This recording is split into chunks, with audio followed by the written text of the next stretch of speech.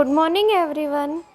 कल हमने general entry के रूल्स जो थे वह स्टडी किए थे। उन रूल्स के अकॉर्डिंग हम जनरल में एंट्री करते हैं।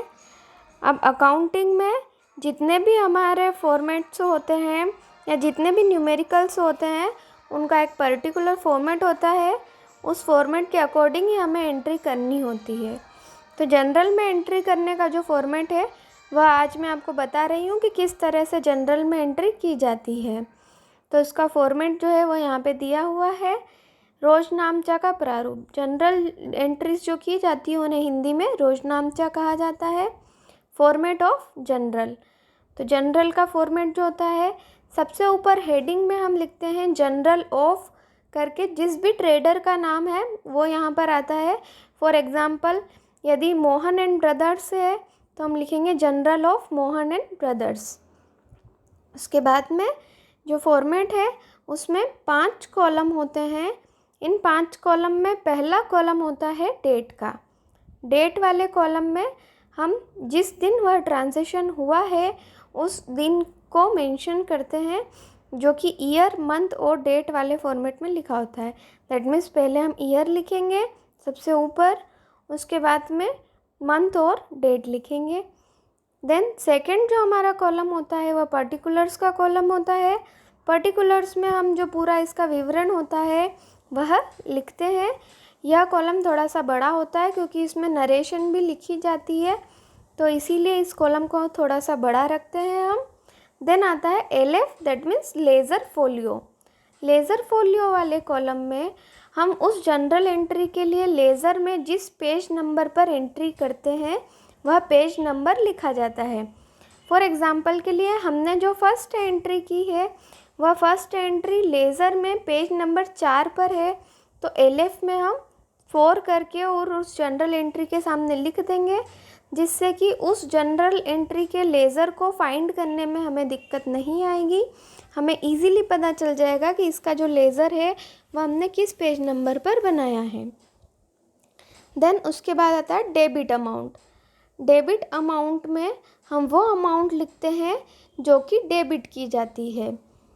कल मैंने आपको जो रूल्स बताए थे उनमें मैंने आपको बताया था कि कौन सी अमाउंट डेबिट होती है, कौन सी क्रेडिट होती है। तो जो भी अमाउंट डेबिट होती है वह हम डेबिट वाले कॉलम में ही लिखेंगे। क्रेडिट वाले कॉलम में उसकी एंट्री नहीं होनी चाहिए। तो यहाँ पर ये ध्यान रखें कि जो अमाउंट डेबिट हो रही है उसकी जो राशि है या उसकी जो अमाउंट है वो डेबिट में ही लिखे, और जो एंट्री क्रेडिट हो रही है उसकी अमाउंट क्रेडिट वाले में। और लास्ट जो रहता है क्रेडिट अमाउंट वाला, इसमें हम वह अमाउंट लिखते हैं जो क्रेडिट होती है। तो यह इस तरह से फॉर्मेट होता है। अब जो जनरल एंट्री बनती है वह पर्टिकुलर्स वाले कॉलम में आती है। जनरल एंट्री में फर्स्ट होता है name of the account debit और to name of the account. Name of the account DR कल मैंने आपको बताया था डेबिट का शॉर्ट फॉर्म है। तो जब भी हमें कोई सी अकाउंट को डेबिट करना होता है तो उसके सामने हम DR लिखते हैं। देन टू करके और क्रेडिट होने वाली अमाउंट आती है। क्रेडिट के आगे हम CR नहीं लिखते हैं, उसे टू करके और हम स्पेसिफाई करते हैं कि यह क्रेडिट की अमाउंट है। तो जो अकाउंट डेबिट होता है उसके आगे DR लिखा जाता है और जो क्रेडिट होता है उसके आगे टू लिखा जाता है।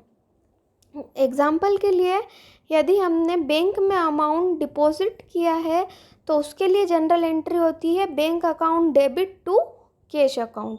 तो बैंक डेबिट होता है क्योंकि बैंक रिसीवर है, और कैश क्रेडिट होता है क्योंकि कैश बिजनेस से जा रहा है। तो हमारा रूल है डेबिट द रिसीवर।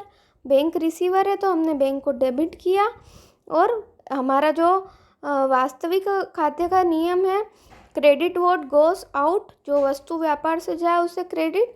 तो कैश व्यापार से जा रहा है तो कैश को हम क्रेडिट करते हैं। तो जनरल एंट्री बनती है bank account debit to cash account. इस तरह से जनरल एंट्री बनती है। उसके नीचे फिर हम लिखते हैं नरेशन और एक्सप्लेनेशन। नरेशन का मतलब होता है कि वह एंट्री क्यों की गई है उसका हम थोड़ा सा उसमें विवरण देते हैं शॉर्ट में, जिससे कि हमें समझ में आ जाए कि हमने यह एंट्री क्यों की है। तो उसमें हम लिखते हैं being cash deposited into bank. तो इस तरह से यह जनरल एंट्री होती है। ये मैंने आपको एग्जाम्पल के लिए बताया था। जब हम इसके न्यूमेरिकल्स करेंगे तो आप और भी इसमें बहुत सारे हमारी जनरल एंट्रीज़ होती हैं, तो उन्हें आप समझ जाएंगे किस तरह से किया जाता है। तो जब भी हम एक एंट्री कर लेते हैं, उसके बाद में पर्टिकुलर्स के कॉलम में हम लाइन खींचते हैं और नीचे वाले जो लाइन होती है या नीचे वाला जो उसका एरिया होता है, वहाँ से दूसरी जनरल एंट्री हम करते हैं। उसमें भी सेम प्रोसीजर रहती है। डेट लिखते हैं हम, फिर एंट्री करते हैं, अमाउंट हम लिखते हैं डेबिट क्रेडिट में, और लेज़र फोलियो यदि दिया हुआ है क्वेश्चन में तो वो हम लिखते हैं। जब सारी जनरल एंट्रीज हो जाती हैं, उसके बाद हम लगाते हैं ग्रैंड टोटल, कुल योग।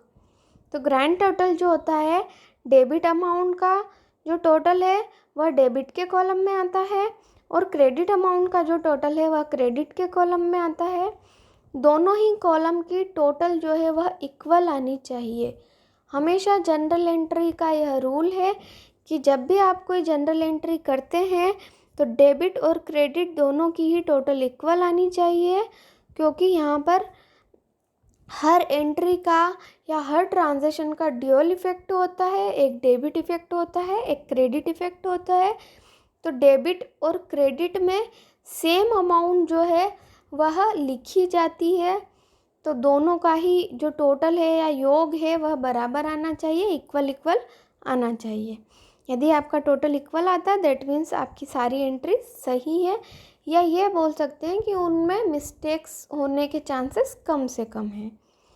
तो इस तरह से हम ग्रैंड टोटल लगाते हैं, और ग्रैंड टोटल लगाने के बाद अकाउंट क्लोज कर देते हैं।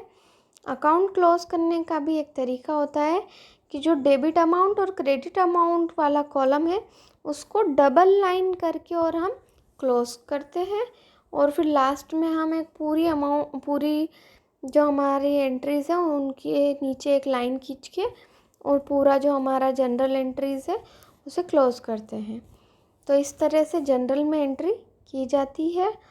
जब हम इसका न्यूमेरिकल करेंगे तो आप और इजीली समझ जाएंगे कि इसमें एंट्रीज किस तरह से होती हैं। यहाँ पर एक बात और ध्यान रखने के लिए है कि जनरल एंट्री में जब भी हम मान लीजिए एक पेज पर आपकी सारी एंट्रीज नहीं हो रही हैं, तो आप पेज चेंज करते हैं। तो एक पेज से दूसरे पेज पर जब आप एंट्री करते हैं तो वहाँ पर टोटल CF और टोटल BF आप लिखते हैं। टोटल CF का मतलब होता है टोटल कैरी फॉरवर्ड। जैसे मान लीजिए इस पेज पर एंट्री नहीं हो रही है, तो इस पेज में आप जितनी एंट्रीज हुई हैं उनकी टोटल लगाएंगे और उसे लिखेंगे total CF, that means total carry forward.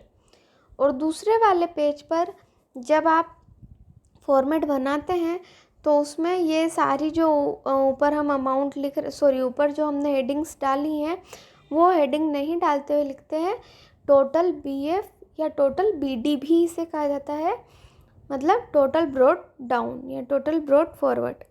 तो टोटल BD या ब्रॉट फॉरवर्ड या ब्रॉट डाउन करके और जो हमारे पिछले पेज की टोटल अमाउंट है वह अगले पेज पर लिख लेते हैं, और उसके नीचे से भी फिर बाकी सारी एंट्रीज हम करना स्टार्ट करते हैं। तो इस तरह से हम जनरल एंट्री करते हैं। जनरल एंट्रीज इंग्लिश में मतलब मोस्टली इंग्लिश में ही होती है। आप हिंदी में यदि चाहें तो कर सकते हैं, लेकिन प्रैक्टिस यही रखें कि इंग्लिश में हो। तो इसीलिए फॉर्मेट भी जो है हिंदी इंग्लिश दोनों में दिया हुआ है, लेकिन जो एंट्रीज़ हैं वो इंग्लिश में ही दी हुई हैं, तो हम इंग्लिश में ही एंट्री करेंगे। तो आप लोग इसे समझते हुए और सॉल्व करेंगे तो आपको इजीली हो जाएगा।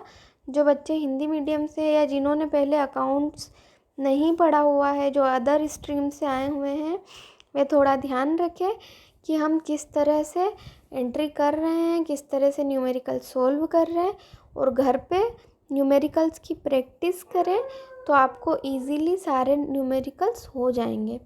और फिर भी यदि आपको कोई डाउट्स होते हैं तो आप सेशन के टाइम ड्यूरेशन में पूछ सकते हैं। इस बात का ज़रूर ध्यान रखें कि जिस सब्जेक्ट के डाउट है वह उस सब्जेक्ट के सेशन में ही आप पूछें। उस सब्जेक्ट का सेशन ख़त्म होने के बाद जब दूसरे फैकल्टी लेक्चर ले रहे हैं उस टाइम ड्यूरेशन में आप पिछले सब्जेक्ट का या अगले सब्जेक्ट का डाउट्स जो है वह ना डालें, उससे कन्फ्यूज़न होता है। तो इसीलिए जिस लेक्चर के डाउट्स हैं वह उसी लेक्चर में आप पूछ लें। तो ये आपको ये सब समझ में आ ही गया होगा। बहुत ही इजी फॉर्मेट है और बहुत इजी स्टेप्स हैं सॉल्व करने की। और यदि आपको उसके बाद भी कोई डाउट्स होते हैं तो आप सेशन के टाइम ड्यूरेशन में पूछ सकते हैं। Thank you.